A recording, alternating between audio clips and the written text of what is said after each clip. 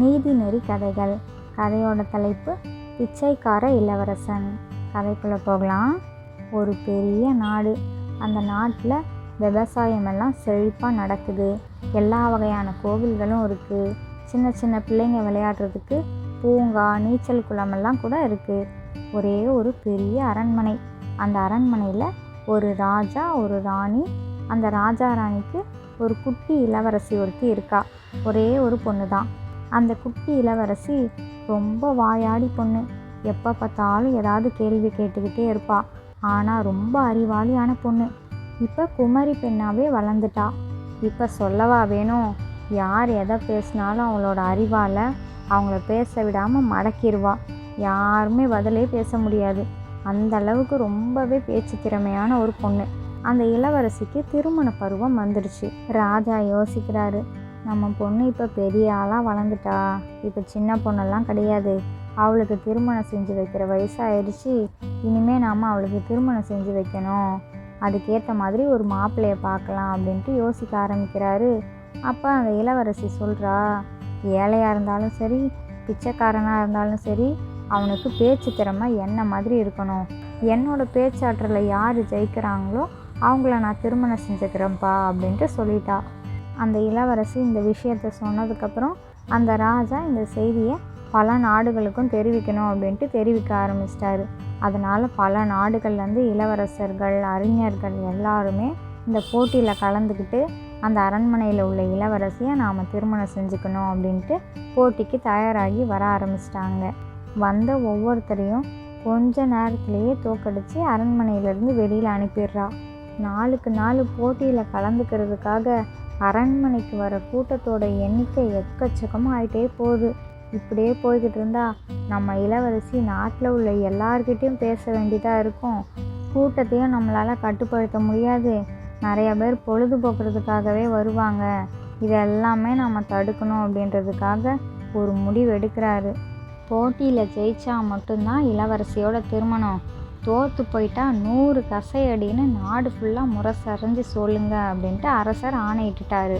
அரசர் சொன்னதை அப்படியே முரசறைஞ்சு நாடு முழுக்க சொல்லிட்டாங்க. தோற்று போயிட்டோன்னா 100 கசையடி யார் வாங்கிறதுங்கிறதுக்காக பயந்து போய் நிறையா பேர் போட்டிக்கு வர்றதையே குறைச்சிட்டாங்க. அரண்மனைக்கு போட்டிக்கு வர கூட்டத்தோட எண்ணிக்கை ரொம்ப கம்மியாயிடுச்சு. போட்டிக்கு வந்தவங்களும் தோற்று போயிட்டு 100 கசையடி வாங்கிட்டு தான் திரும்பி போகிறாங்க.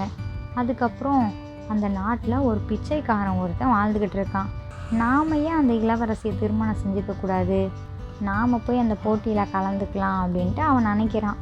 சரி, முயற்சி தான் செஞ்சு பார்ப்போமே. நல்ல வாய்ப்பு இருந்தால் இளவரசியை மணந்துக்கலாம், இல்லைன்னா 100 கசையடி வாங்கிப்போமே அப்படின்னு நினச்சிக்கிட்டு போட்டிக்கு தயாராகிட்டு நடக்க ஆரம்பிச்சிட்டான். ரொம்ப தூரம் நடந்து வந்துட்டான். வர்ற வழியில் இறந்து போன கோழி ஒன்று ரோட்டில் கிடக்குது.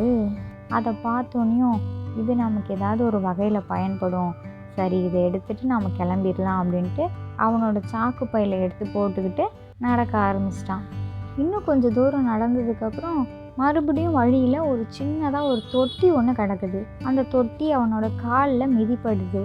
அந்த தொட்டியவும் எடுத்துகிட்டு நம்ம சாக்கு பையில் போட்டுக்கலான்ட்டு அவனோட சாக்கு பையில் போட்டுக்கிட்டு நடக்க ஆரம்பிச்சிட்டான். அதுக்கப்புறம் மறுபடியும் வழியில் தடி ஒன்று கிடக்குது.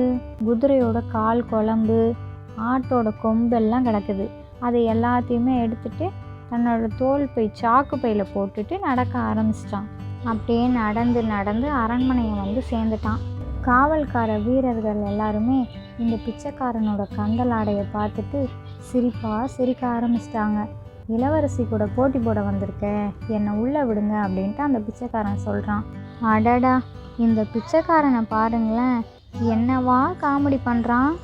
நீ ஏன் ஒரு பிச்சைக்காரன்? உனக்கு என்ன தெரியும்?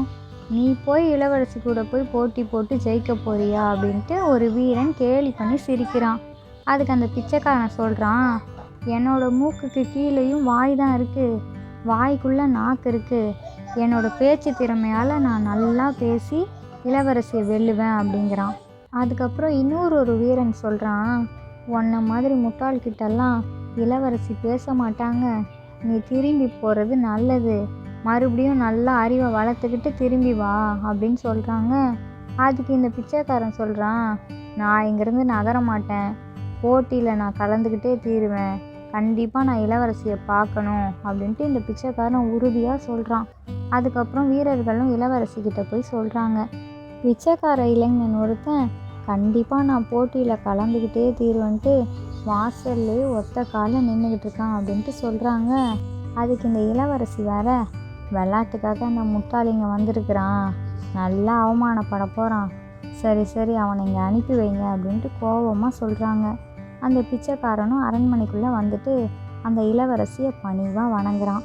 பனிக்கட்டியை விட குளிர்ச்சியான கைகளை உடைய இளவரசியே வணக்கம் அப்படின்ட்டு சொல்கிறான் அந்த பிச்சைக்காரன். என் கையெல்லாம் ஒன்றும் குளிர்ச்சியாக இல்லை, சூடாக தான் இருக்குது, இந்த சூட்டில் ஒரு கோழியே வறுபட்டுரும், அது உனக்கு தெரியுமா அப்படின்ட்டு கோபமாக வெடுக்குன்னு பேசுகிறாங்க.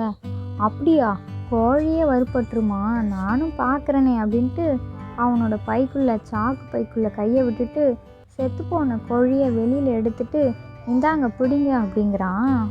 அந்த இளவரசிக்கு ரொம்ப வியப்பாகி போச்சு. என்னடா இது, நாம் எதிர்பார்க்கவே இல்லை, இப்படியெல்லாம் பண்ணுறான், ஒரு முழு கோழியவே வெளியில் எடுத்து காமிக்கிறான், இப்போ நாம் என்ன பண்ணுறது அப்படின்னு யோசிச்சுட்டு கோழியில் சூடு பட்டுச்சுன்னா கொழுப்பு ஒழுகுமே அப்படிங்கிறா. பைக்குள்ளே கையை விட்டு தொட்டியை எடுத்துட்டு இது ஒழுகிற இடத்துல நாம் பிடிச்சிக்கலாம் அப்படிங்கிறான். தொட்டி விரிசல் விட்டுருந்தா ஒழுகுமே அப்படிங்கிறா. குதிரையோட குழம்பு எடுத்து விரிசல் உள்ள பகுதியில் கீழே வச்சு அடைச்சிடலாம் அப்படிங்கிறான். என்னடா இது, இவன்கிட்ட எப்படி எதிர்கேள்வி கேட்டாலும் அதுக்கு பதில் வச்சிருக்கிறானே, என்ன தான் பண்ணுறது அப்படின்னு நினைக்கிறா. தொட்டியை விட குழம்பு பெருசாக இருக்குது, எப்படி தொட்டி அதனால் நெருக்க முடியும் அப்படின்னு கேட்குறா. இவ தடியை வெளியே எடுக்கிறான். இந்த தடியை பயன்படுத்தி குழம்புக்குள்ளே தொட்டியை இறுக்கமாக பொருத்த முடியும் அப்படிங்கிறான்.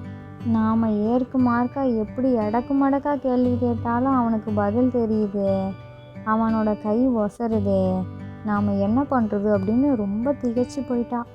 என்ன சொல்லலாம் அப்படின்ட்டு யோசித்து பார்க்குறா. ரொம்ப நேரம் ஆயிடுச்சு, என்ன பதில் சொல்கிறதுனே தெரியல, அப்படியே நின்றுட்டா. அதுக்கப்புறம் கடைசியாக என்னாச்சு, அந்த இளவரசிக்கு அந்த பிச்சைக்காரன் கூட சீரும் சிறப்புமாக திருமணம் முடிஞ்சிருச்சு. இந்த கதையிலேருந்து நாம் என்ன தெரிஞ்சுக்கணும் அப்படின்னா, நாம் ஒரு பெரிய இடத்துல இருக்கோங்கிறதுக்காக நமக்கு தான் அறிவு இருக்குது, நாம் தான் அறிவாளி, நம்ம சொல்கிறத எல்லாரும் கேட்கணும் அப்படின்ட்டு நாம் நினச்சிக்கவே கூடாது. அதே மாதிரி இன்னொரு விஷயம் என்ன அப்படின்னா, ஒருத்தரோட தோற்றத்தை பார்த்துட்டு இவங்களுக்கு எதுவுமே தெரியாது, இவங்களை இப்படிலாம் நம்ம கேலி பண்ணலாம் அப்படின்ட்டு கேலி பண்ணவும் கூடாது. ஒரு பெரிய பதவியில் இருக்கிறோம் அப்படின்னா எல்லாரையும் சமமாக மதிக்கணும், அப்போ தான் நமக்கான மதிப்பு நம்மக்கிட்ட இருக்கும். நாம் எப்படி நடந்துக்கிறோமோ அதுதான் நம்மளை வந்து சேரும். இந்த கதை பிடிச்சிருந்தா லைக் பண்ணுங்கள், ஷேர் பண்ணுங்கள், உங்களோட கருத்துக்களை கமெண்ட் பாக்ஸில் கமெண்ட் பண்ணுங்கள். இது மாதிரி சுவாரஸ்யமான கதைகள்லாம் பார்க்கணுமா, ப்ளீஸ் நம்மளோட சேனலை சப்ஸ்கிரைப் பண்ணுங்கள். இதோட அடுத்த கதைகள் வீடியோவில் பார்க்கலாம். ஓகே, பாய்.